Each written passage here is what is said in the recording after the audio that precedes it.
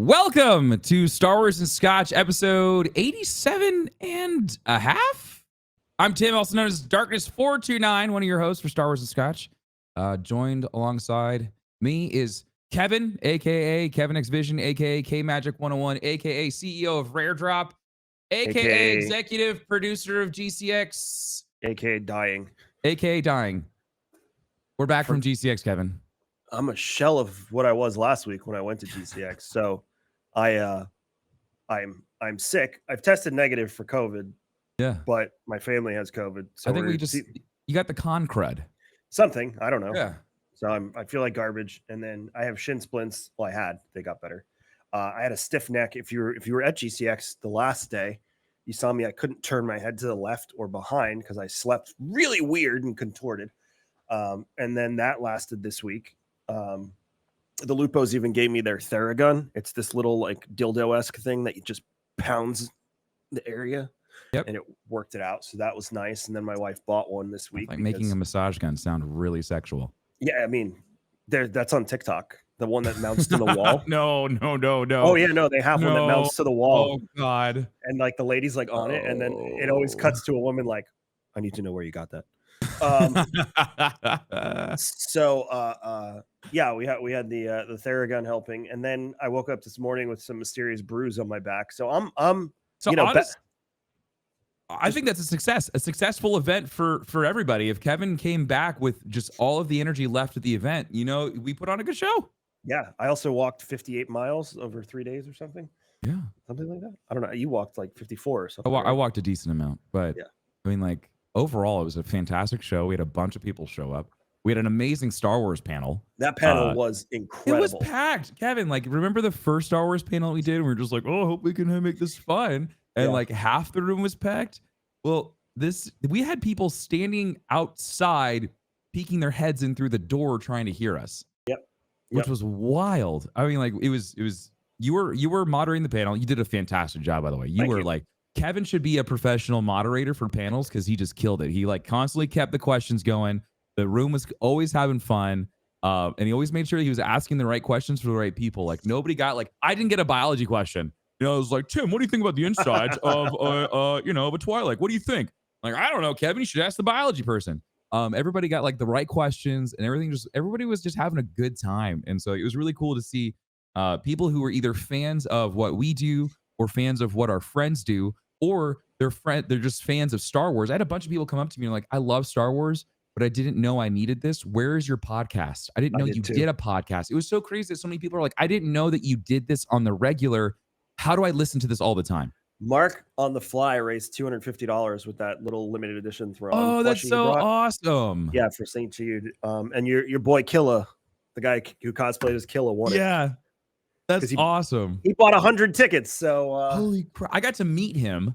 Yeah, he was nice. He came to my meet and greet and he asked me to sign his helmet, which I was like, dude, are you sure? And so Pool Shark and I both signed his helmet, which was really, really cool. It just had so many people that were just it was so refreshing. It was so re-energizing because we just met so many just people who were either like they found us during the pandemic, because we were like 2 years of not really being able to do anything. Yep. And so I had a lot of people were like, dude, I found you during the pandemic, or I found Star Wars and Scotch during the pandemic, or so many people are just, I love what you guys are doing. So that was a huge motivator for me to continue like doing all this and making it bigger and better. Yeah, it was a great time. We didn't record on Wednesday because I literally had no voice. Yeah. I could barely speak. So I actually didn't, for the first time in a long time, I didn't watch a Disney Plus series till in the evening. I didn't rush to watch it that morning because I'm off social media this week, taking a complete break. But I sat down with Danielle. She hadn't seen the previous episode, so we watched that one together, and then we watched the new one together, which was weird because I usually like wake up, watch the episode, right, and then binge it and get done. Yeah, exactly. So it was nice to just sit, relax after dinner, watch Obi-Wan, and kind of just ease into it. But before we go any further, unfortunately, I'm not drinking King's Coast coffee today, and that is not because I don't enjoy King's Coast coffee. It is because I need tea with honey, lemon, ginger, and pea milk. Oh, pea milk. Why pea milk? Because I can't drink dairy milk. Do you like putting milk in your tea? Yes. Yep. Oh, I don't like doing that. That's an English thing. It is an English thing. I don't know. As I got older, So that was the thing that I used to do. My mom's grandmother, my great grandmother was from England. Very proper lady, and that's how she taught my mom how to drink tea. I, on the other hand, just like drinking tea black. I just really enjoy black tea, just like I like drinking black coffee. These are awesome, Kevin. Oh my gosh, the cold brew. Whoa. The GCX cold brew is fantastic. And we got loaded up with the team brought a bunch of extras. So now my mini fridge is all stocked up. We had about 150 left over, so I'll have some for the office. Sitting at home right now. I haven't been able to enjoy them because like when I'm sick, I can't drink coffee because it just changes. That's the taste. fair. Yeah, everything tastes weird. You get that like sick taste in your mouth. I feel that. Yeah, so tea's really the only thing I can drink to keep my caffeine addiction in check, and then also you don't get the shakes. Coat my throat with honey and lemon and all that stuff. Yeah, So, but yeah, kingscoastcoffee.com. They had a great GCX. What's funny is as we were breaking down the Kings Coast booth, we were discussing what we're going to do at next year's GCX. Yeah. And we have some really good ideas. I'm excited of what we want to do. Yeah, it's exciting. It's cool.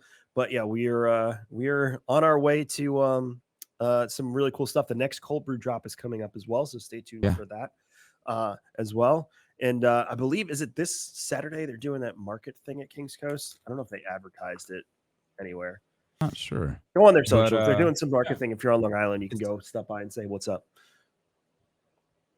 Anywho, Kevin. So it's weird not to then also plug GCX because I was ready to. I was like, head over to gcxevent.com and get your We've been doing that for weeks now. So you can pre-order your tickets right now.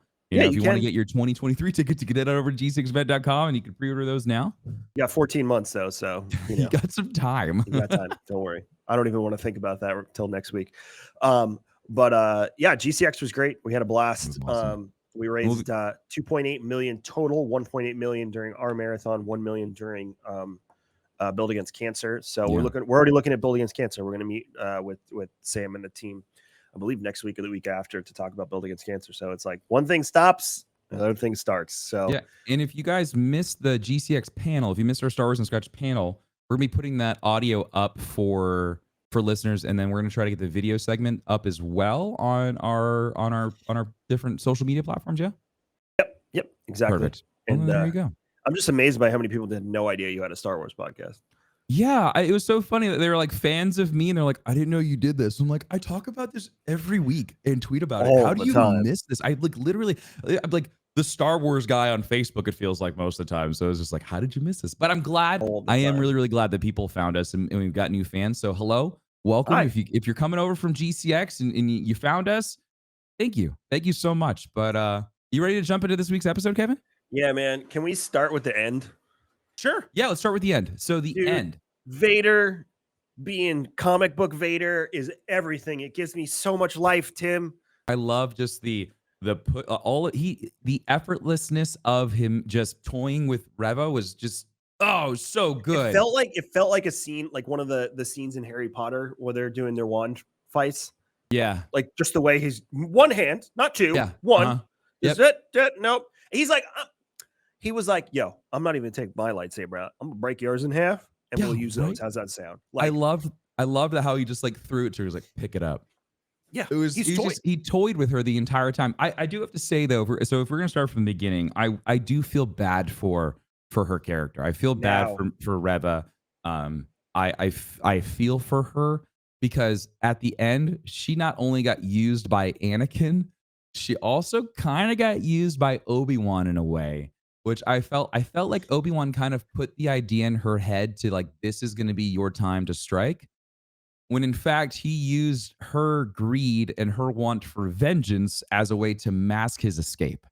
Well, that's how I kind of saw it. I was like, oh, Obi-Wan, that's kind of dark. Like here's why I disagree. Okay. Because they would have escaped regardless of Reva trying to attack him from behind or not. Sure. No, right. Exactly. I think so. But like the entire idea of her getting set up for that kill, like I don't think Obi-Wan knew that she was gonna kill her. I don't think he had any faith in her actually doing the deed. It's possible. I feel like he set her up for failure with this idea of he'll be focused on me. That'll be your chance. Like, so I don't know. It felt kind of like he played her in a way. Maybe not. Maybe he saw it as like, no, this will be the perfect time to take down Anakin, and I won't be the one who does it. Someone else will do the dirty work for me. I don't know if Obi-Wan knows how strong Anakin has become. Okay, so I would have to say that he knows that there's more, like, he is more powerful than before. I would have Right. to agree. Yeah, he doesn't know the extent of his ability to tap into the dark side yet. Um, and so maybe he never finds that out. Like, I'm having a hard time trying to figure out what are they going to put in the final episode that cleanly wraps this all up and puts a bow on it. Because there's Yeah. still a lot left in this journey to get us to episode 4, like the episode 4 Ben, like we've been talking about, and I just still don't feel it. Like we're there for the final piece of closure that we need. It Um, depends where the ship is going because the ship doesn't have a functioning hyperdrive. So it really depends where they can go and they're because the behind Empire's them too. They're chasing right. them. Right. So I don't know, Also, man. Grand Inquisitor, he's just like, hello, I'm back. Like I that mean, was we all just knew, we called that. We knew he was coming back. Like we all knew that he was going to be reintroduced into the show. There was no way that they were going to let her kill, like, quote unquote, kill him in the first episode, and then him not show back up to let so viewers know, like, oh, the Grand Inquisitor's alive. You will see him again. so my whole theory is that Vader sensed that at some point Reva was going to try to kill him, and that it was all just a setup to entrap her, and that the Grand Inquisitor knew the entire time. Yep. I don't know if the Huh. fifth brother knew, but the way Vader spoke to her at the end Yeah. sounded like I've known the whole time. Like, you're an idiot. You should have I known don't. better. I wonder if it's not so much like an idiot, but knowing that her her blind aggression and just overall anger would lead Vader to Obi-Wan. I think maybe that's what it came down to, because he knew that she would do anything in her power, because the Grand Inquisitor had rules. He had ways of going about doing things, but she was like an attack dog. He literally just let her off the leash and was like, "Go get him." And so she was willing to do. She's literally like, the aggression and the ferocity behind her is like a little Anakin. Right. Like, she's just really, really angry and upset. And you could feel that too when she's talking to him through the door. Like, and we talked about this. Like, why does she hate Obi-Wan? Here it is. She literally lays it out. She says, "Why didn't you stop him? Why didn't you try to stop him as he's slaughtering the people that I love the most, the people that were my family? Where were you?" Like, and so like that goes back into the first episode where she's just like toying with him, like, Obi-Wan, like all of that. It's like, What's the sad thing is he wasn't even on world. He was off. I forget what planet that was where he rides the bloop thing. yeah, yeah, Bloop. yeah. Get that. I have 2 of those in SWOTOR, by the way. And if you hit the I space forget bar, what planet that is. It's if you hit the space bar and jump, they go bloop while you jump. So I do it all. Isn't that the homeworld of the Grand Inquisitor? The Powans? I don't know if it's the Pow. It might be the Powan homeworld because they're all saying like we're being held hostage and all that. Yeah, I stuff. think that's the same. It's the same planet. So, but yeah, he was off world during Order 66. There was no way he could even help. Right, But it was dark, dude. Like, the whole idea of, like, when she says, like, I felt like I played dead amongst the bodies. I felt them go cold. Like, when they opened up the episode with a fictional depictions maybe unsettling for viewers, I'm like, this is gonna be a dark episode, dude. It is their homeworld. It's Utapu. There we That's their go. homeworld. Yeah. Yep. So, but like overall, like this episode like just starts out just going hard. I was like the intro scene to it being Coruscant called. I was like, oh neat, we're back on Coruscant. I've see the Emperor, and then you get the back of Anakin's head, and like, oh no, it's a flashback. Like, that entire scene of them calling back and forth the fight and Obi-Wan being able to essentially play chess with Anakin through a memory was so cool. Like, he was, no, he's gonna do this, and then the one thing that I had a hard time trying to understand is, was Anakin and Obi-Wan, were they both recalling the exact same memory at the same time? Is this playing into the whole like master and apprentice having this connection? There's a theory. Well, there's fan theories saying that it was through a force bond that they could both share the same, recollection at the same time. That's what I'm thinking. And then there's the extreme fan theory, which I do not subscribe to, but I'll bring it up, is Sure. that they are a force dyad. I don't think that's true. I don't either, but that's out in the world since the episode aired. Well, so we actually haven't had like the entire like dyad mechanic like hasn't been like explained fully. Like they show it off in 9, but it's still like we don't really truly understand like how does a force dyad formed, and like what are those bonds, like how does it all work? Like, so that's the one thing that I would be curious. I mean, maybe it is a dyad. I mean, maybe it's a to a certain degree like how a dyad works, where they are connected through a strong bond.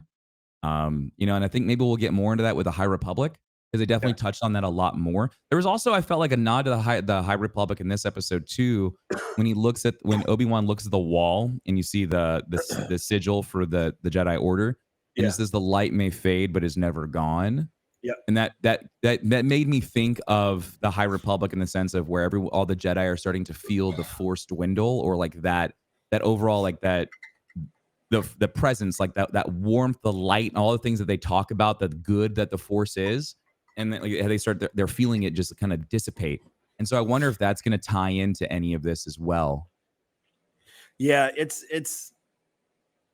we're here's the thing is now that we know that the Jedi are not all extinct, like we thought in episode 4, it really depends who's out there. It depends what they're doing with the Force. Like, have others shut themselves off? Like Quinlan's probably out there doing backflips and chopping off stormtrooper heads on some remote planet in the Outer Rim. Well, we saw the big crate of lightsabers and even Jedi Right. robes that they were keeping. So I wonder if that was, like, Quinlan is building up a Jedi cache, if you will. Yeah. So I think it really depends who's out there, what they're doing, and how they're using the Force. Or has everyone cut themselves off to stay safe, like Obi-Wan, which we know is not true because of the guy we met in episode 1 when he meets Obi-Wan out in the desert, and he's like, "What happened to you?" That whole thing, and blah blah blah blah blah. So Obi-Wan's situation might be unique, and they Inquisitors say, like, the Jedi hunt themselves. They can't help Can't but help do but to good. try to save people. Yeah. Right. They can't help but, and the Inquisitor explains in his nefarious way that it's, that's their nature. That's who they are. Well, Um, and then even like in the fight today, it was even like really like magnified when Obi-Wan tells Anakin, he was like, that's not the Jedi way. Like, we are to right. save lives, not take them. And then Anakin quickly is just like, well, how do you beat your opponent without taking the life?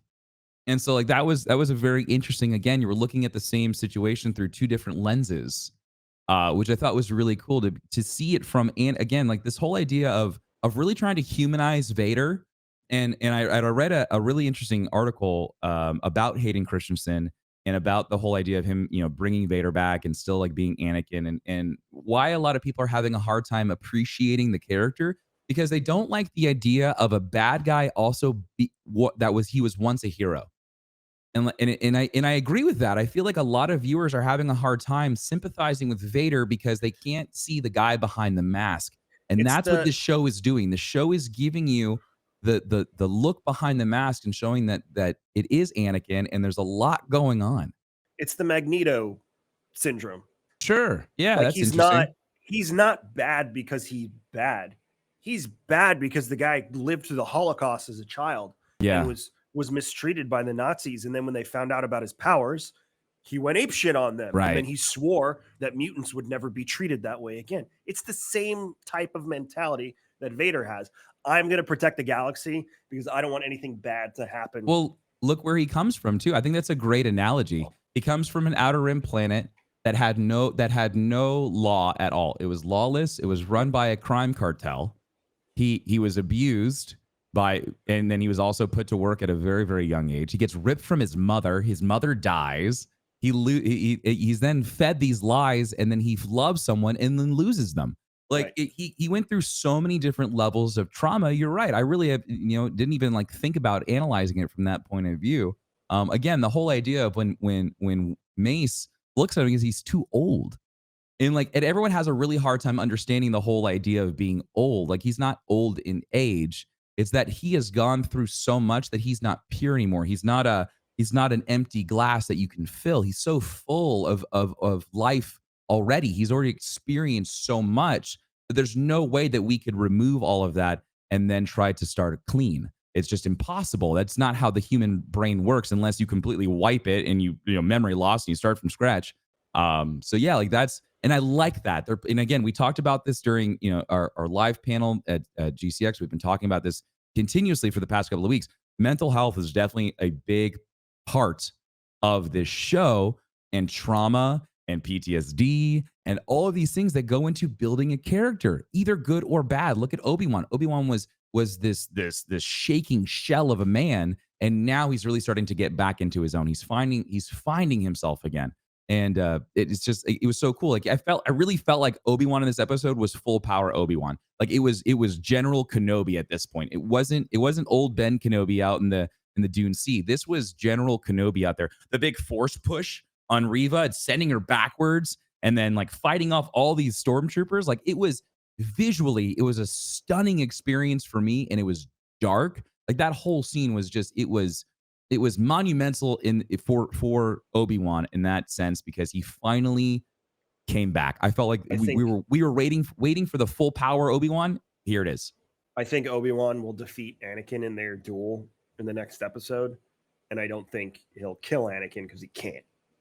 No, he'll end up doing something where it like he leaves Anakin either the way that in a way that he left him on Mustafar, or he's gonna leave him in a way where he can talk to him. And like he's just disabled, right? He's disabled, and they can have that one-on-one. Yeah, no, it's complicated. That's the problem. Oh, most definitely. That's the hard part, because like that Anakin he doesn't want to kill him. Anakin doesn't want to kill him. He said that multiple times, because like Reva was like, we have to break them. It's like, no, we don't have to break all of them. We just have to break one. Right. And it's just Obi-Wan. He continuously wants, and you see this in the comics, like Vader wants the people who made him suffer. He wants those people to suffer as much, if not more, than he did. And so like he takes it out on the Inquisitors. He's like, oh, right. So my master chopped off my limbs. Here, I'll chop off yours because and so he cuts off their hands. He wanted Obi-Wan to burn and feel what it like to catch on fire but not die. All of these little things that he puts people through. It's really, really interesting. So we've got one episode left, Kevin. We know that we've got one big lightsaber duel left. We still haven't seen Qui-Gon. We haven't seen Obi-Wan commune with his master. Like we saw in episode 2, he's sitting in the cave constantly trying to talk with Qui-Gon. So do you feel like we are going to get a Qui-Gon visitation, some type of spirit at the beginning of next episode to kind of lead Ben in the way that he has to go in order to defeat Vader by the end of this season? Or do you think we're going to get the hook for season 2? I think the show will end with him going, Master Qui-Gon, and some sort of light or something emanating on his face, and then it'll cut to black. Because he needs to learn that skill to pass it on to Luke. So I think if they're going to hook it, that would be the hook to go into season 2. We do know that Qui-Gon's ethereal force form isn't humanoid. It's just a ball. Just a ball, because he did not finish the trials. He was learning, and then he died. So they don't need Liam Neeson to do it, technically. Well, not in body form. I mean, like it's not his voice. I think nice to have his voice. Yeah. I did find out that it is James Earl Jones, by the way. But it is James Earl Jones. They're using a voice modulator to make sure he doesn't sound old like he did in Rogue One. Man, it was rough. In Rogue One, I remember as soon as he talked, I was like, oh, he's old. Like he sounded like his voice isn't as deep as it was in the original trilogy, which makes sense. As you get older and all these things, those muscles start to decay and whatnot. So I hate this monthly trend of people posting a picture of James Earl Jones on Twitter every time, because it's like James Earl Jones is fine, and it's like, okay, can we stop? Just don't do that. Don't do that. No, stop. Every time I see a picture of him, I'm like, oh, he's dead. He died. Here we go. And you know what? They'll still be able to do Vader stuff even after he passes. Oh, sure, most definitely. But he is the voice of Darth Vader. Yes, he is. Yeah, and it's cool that Hayden got to be the body of Vader. I read the same report where he was talking about some of the, so this is from a website called Fatherly. The entire article is actually about Hayden and his daughter and how his life changed in when his daughter was born. And it was like, as someone who's a new father, like I totally understand that. Like, he's like, my entire outlook changed. Like the rat race for fame was all different. Like he didn't want to be a part of it. He just completely wanted to focus on his family. And I thought that was really, really cool and admirable. And he talks about in the same article, he talks about how he had to fill out the Darth Vader bodysuit because it's just so big. And he's like, I had to put on 30 extra pounds to fill it out. He's like, I didn't go dad bod, but I had, and he's a smaller guy. He's got a smaller form. and he was like, I had to put on like 30 extra pounds to just like fill this out. And he got big. And then he said, like, after he was done, he was like, I went back to my normal diet and just deflated, is what he said. But he said it was really intimidating, like building himself up to actually be in that. And so that's cool to me that they're using, again, like they did in the original trilogy. They have one person who's the body of Vader, and then you have James Earl Jones who's the voice of Vader, and then you bring these two people together and they create a very impressive antagonist, which is just really, really fun to see. But I'm excited to see more of Hayden. I want Hayden on screen. I it was a little shocking to see him older, and this is something I wanted to talk to you about. We both know that Ewan and Hayden are older now. We're looking at almost, what is it, 20 years now into the future, right? We're about 20 years, like in real time. We're about 20 years. And so Yeah. you can tell, like, even like on Hayden's face, he's got a little bit of like the cheek lines and things like that, but they didn't try to de-age them. They didn't try to de-age them. And so this is The where I start community to, did. well, yeah, yeah, but think about it though. Like they looked like there are parts of them that looked the same from episode 2 and episode 3, but their faces are the same as they are now. You can tell Ewan's face is a little bit more fuller, his beard is different, his hair is different. Like it all looks the same, but it's different.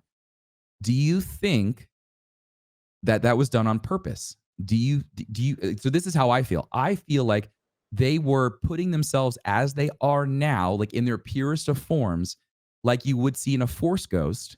Oh, interesting. Their purest forms filled that memory.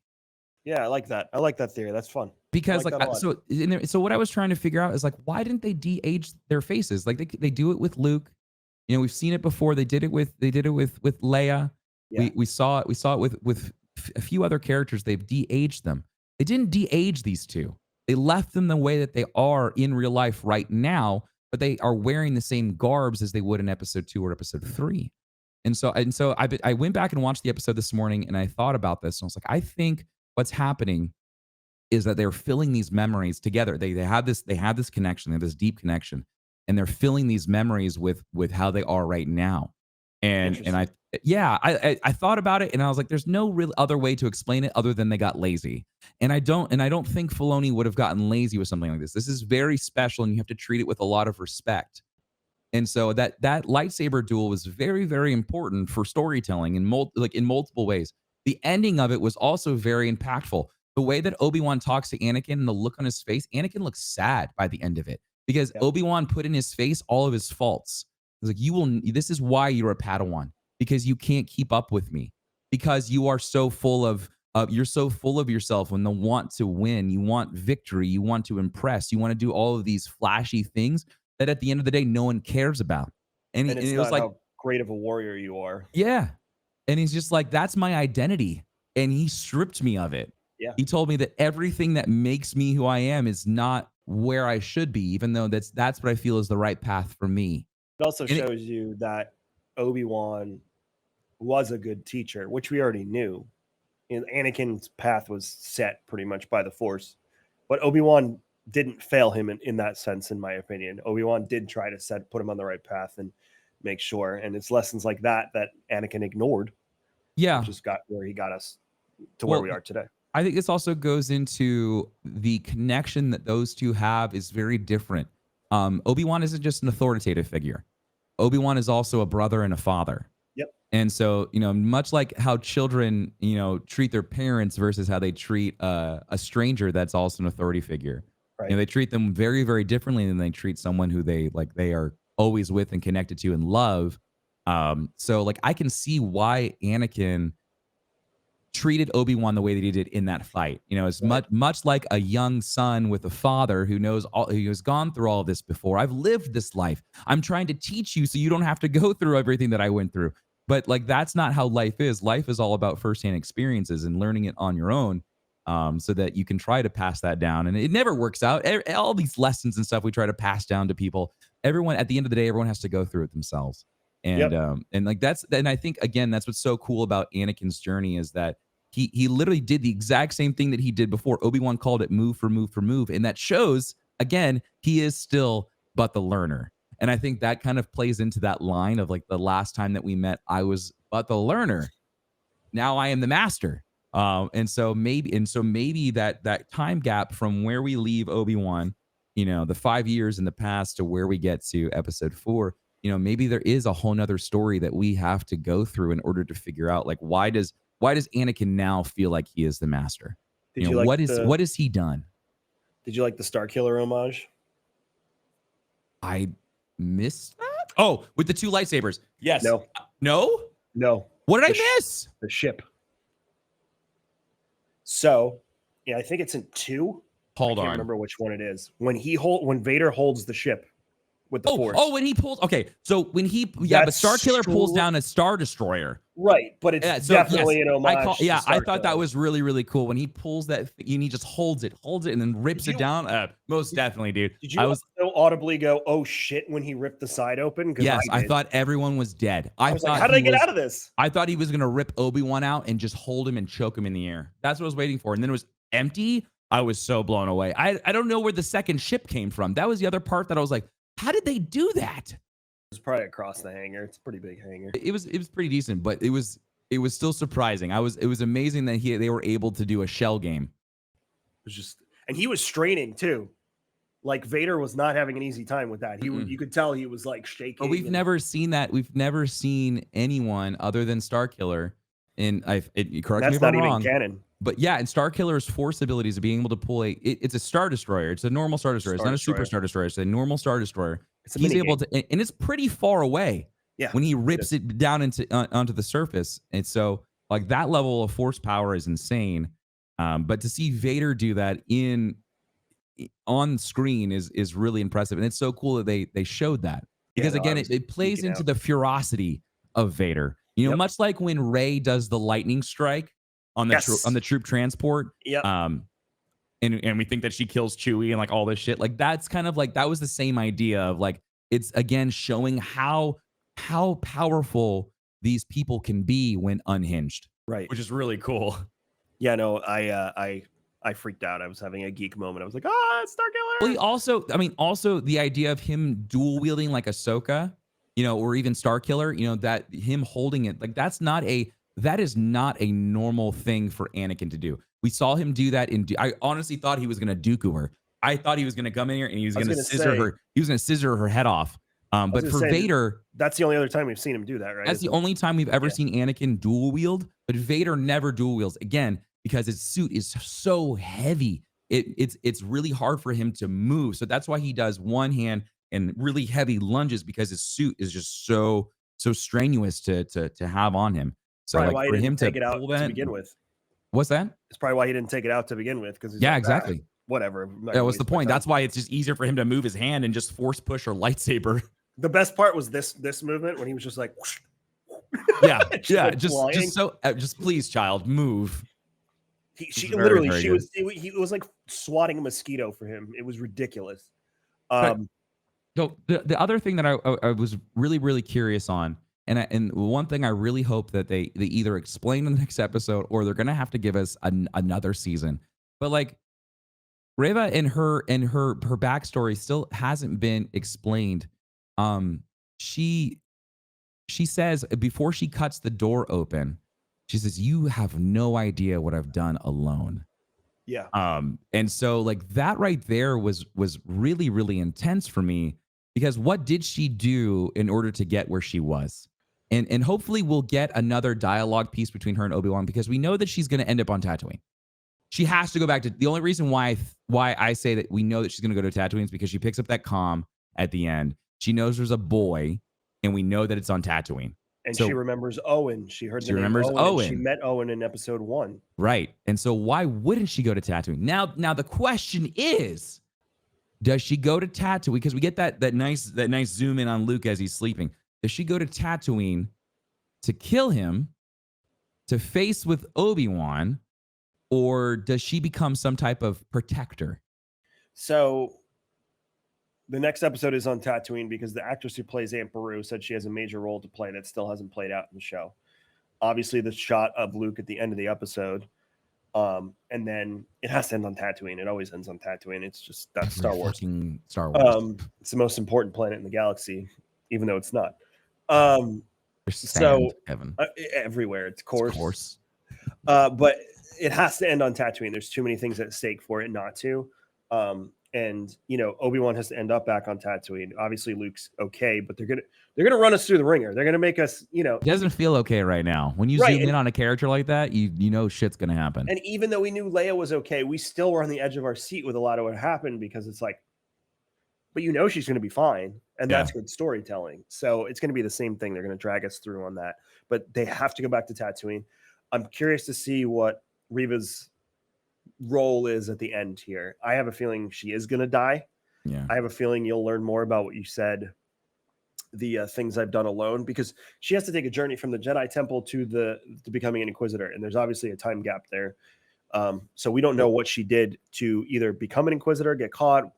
So maybe a comic or something like that will tell her story from there. I don't think they would put that in a show. I don't think she's popular enough as a character. I like her, by the way. I think she's great.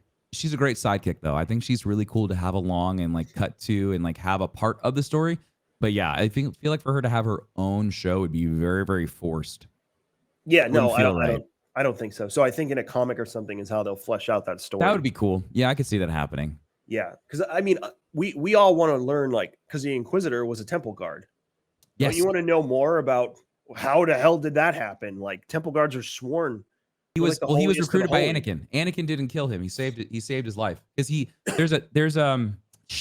I forgot where it is, but there is an actual internet. I think they show how that happens. Oh, and maybe one of the Vader comics or something. I think so. I haven't read through all of them, but I know I'm someone's gonna correct me on Twitter if I'm wrong, or let me know somewhere else.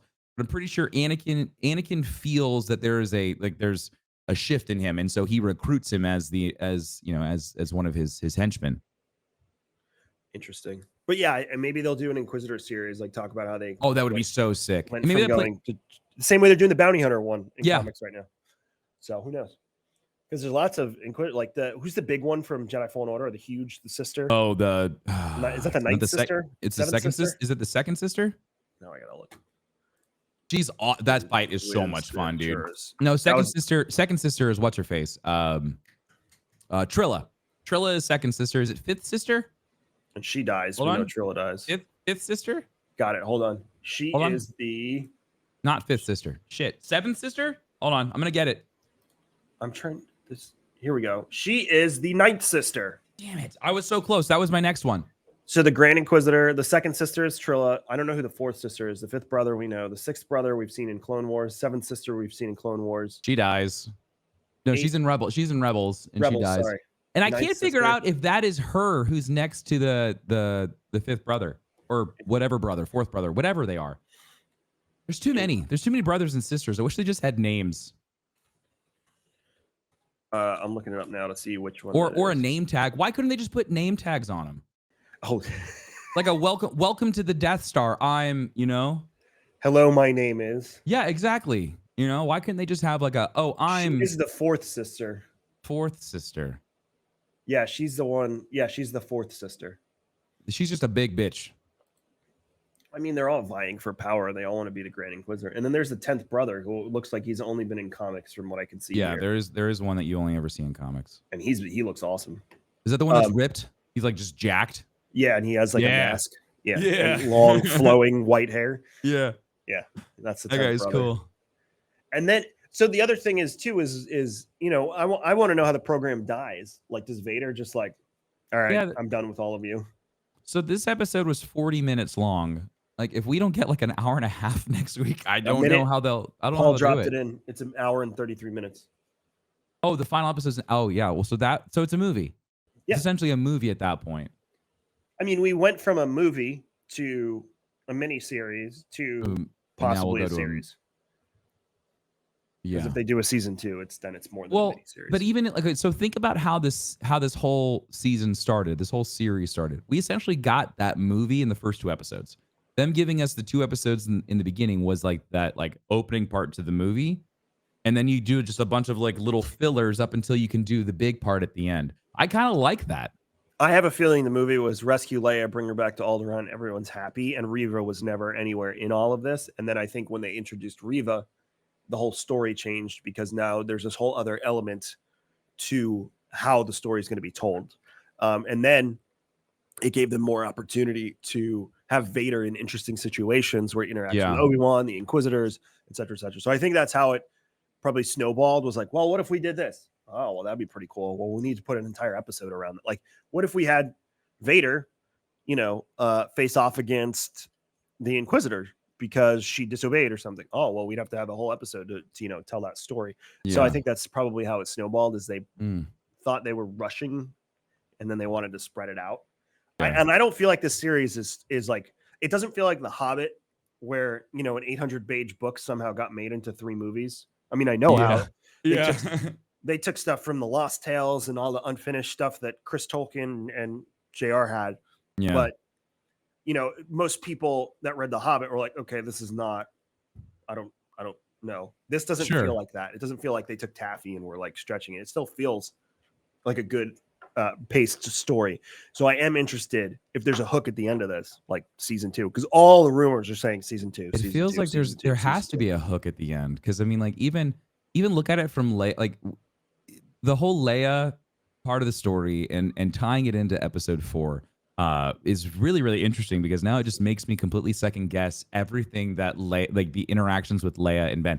I saw a really, really cool breakdown of, it was 4 pictures, and it was Obi-Wan, and then it was him protecting Luke, and then it was him protecting Leia, and then when they come together on the Death Star and he looks over and sees he sees the twins together, he knew that his job was done.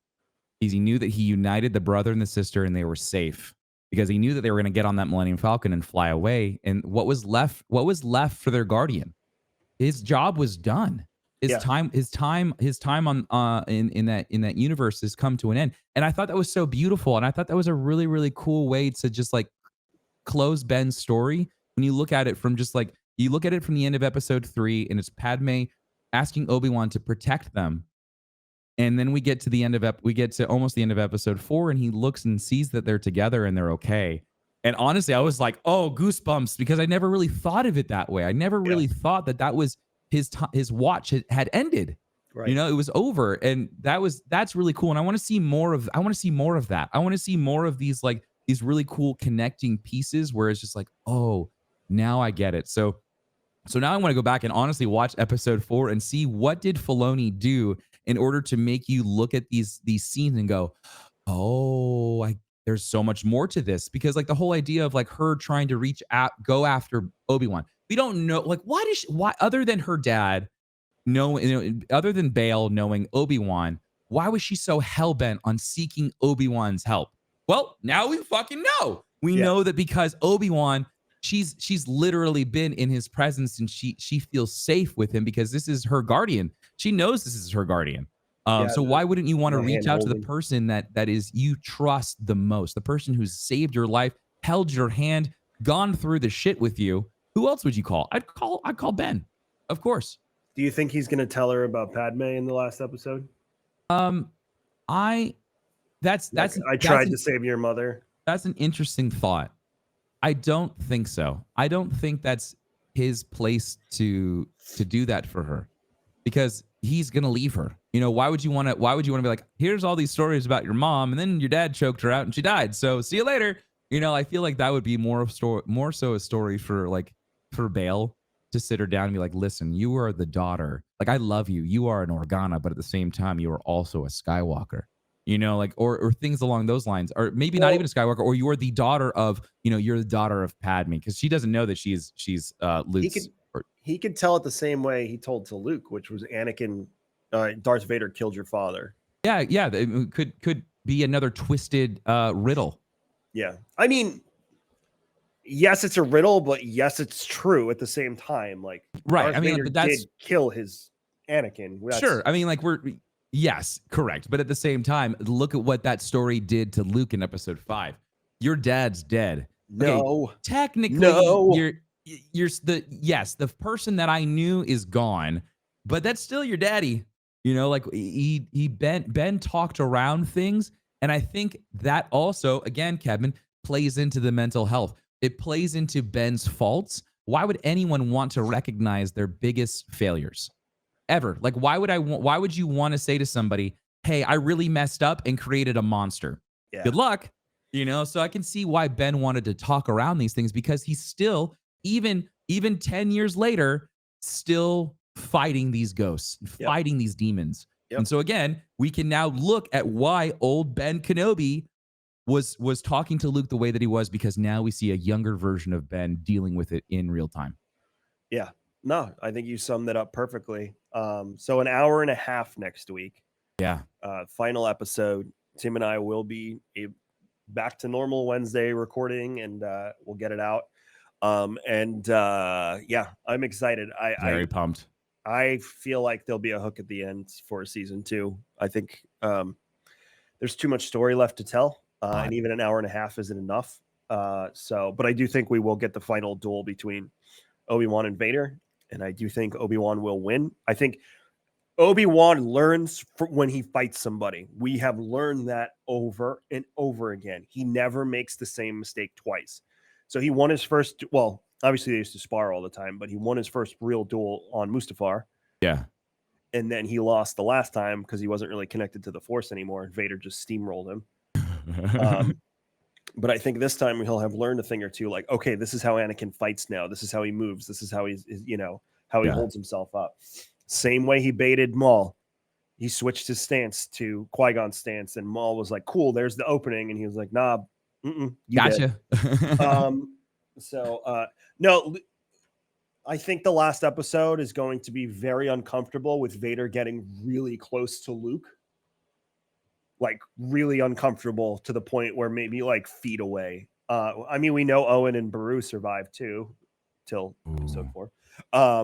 Did you ever see the action figures, the fake ones, where it's the burnt skeletons and it says the Uncle Owen limited edition? Oh my God, no! But they were leaning into that. It was like, what was there was merchandise at Celebration this year. It was like something about like the Beru dark roast or something like that. We should do that for coffee. Yeah, dude. It was like a coffee house logo, but it was like the Owen and Beru dark roast or something. Oh my God. I wonder if they would let us do that next year for May 4th.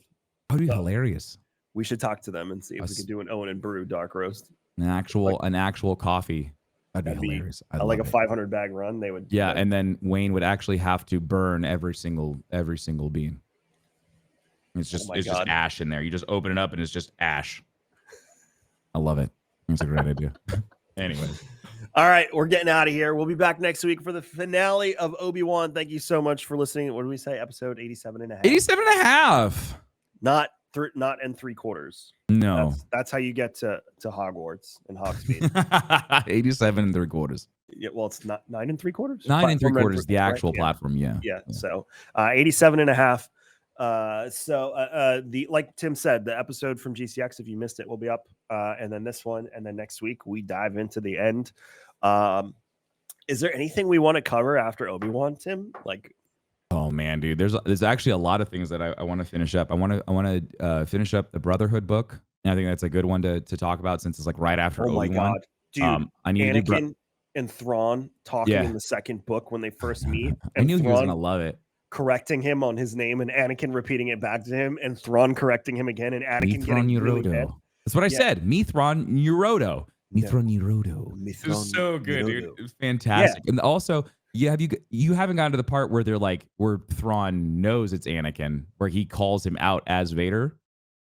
He said it in the first book and the second book. He knows Vader's Anakin. Okay, because he gets like, I just love how pissed off Anakin gets. He's like, oh no, it's in the beginning of the second book that he's dead. It's just like, ooh. Yeah, no. Vader was not happy when that came up in the conversation. That also plays into when Obi-Wan's talking to Reva, and he's like, he would have kept that secret. He wouldn't have told you that he's Anakin unless. It was like, that was so good. No, because when he's in the temple, doesn't he have the comm with the Emperor, with Sidious, and he says, right. That's not Rise Darth. No. I'm trying to think. He says Vader at some point when he's in the temple. Who says Vader? I don't remember. Is it the clone troopers or somebody? I don't remember. Or does she just know because he's the one massacring everyone? Oh, no. So the only reason why I brought that up was because like Vader does keep it very close to the chest that he's Anakin. He doesn't tell anybody that. So I thought that was really cool that Thrawn was able to just by knowing the way that Anakin acts and getting to know that person, and because the way that Thrawn is, the way that he's able to just like tear people apart by knowing just like a piece of art, right? And so like Right. knowing that he was actually talking to Anakin Skywalker, and he knew that that person is Darth Vader. I thought that was really cool, and it just plays into the whole thing that Obi-Wan says, that Anakin would never say, I'm Anakin Skywalker. He has taken on the identity of Darth Vader, and he won't tell anybody that. So I just thought that was really cool that they continue to harp on that idea that nobody truly knows who Darth Vader is. Right. Except Obi-Wan and Thrawn and a few people and Yep. Reva. Mm-hmm. I wonder if the Grand Inquisitor knows. I don't know. Well, I would assume so because Anakin recruited him. Oh yeah, it recruited him at the temple, so it would make sense. So I think that might be the only other person. So it's just a few select people who actually know who Darth Vader is. Some of the Imperial officers know too, like the high ranking ones, like right under Sidious. Yeah, some of the Moffs. Yeah, so that, I mean, we know that Tarkin and Anakin had, a connection of some point during the Clone Wars. So I mean, like maybe Tarkin knew. Maybe. I don't know. Anyway. All right.